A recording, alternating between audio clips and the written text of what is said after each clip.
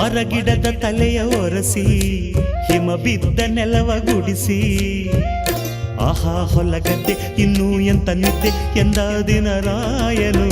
ರವಿರಾಯ ನಿನ್ನ ಮನೆ ಕಾಯ ಬಿಡುವೆಂದೋ ನಿನಗೆ ಮಹಾರಾಯ ಧಗ ಧಗ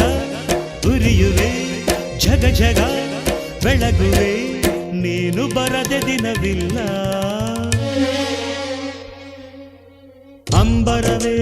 ಅಂಬರವೇರಿ ಸೂರ್ಯನು ಬಂದಾನು ಥಳ ಥಳ ಥಳ ಜಗ ಥಳ ಥಳ ಫಳ ಫಳ ಫಳ ಜಗ ಫಳ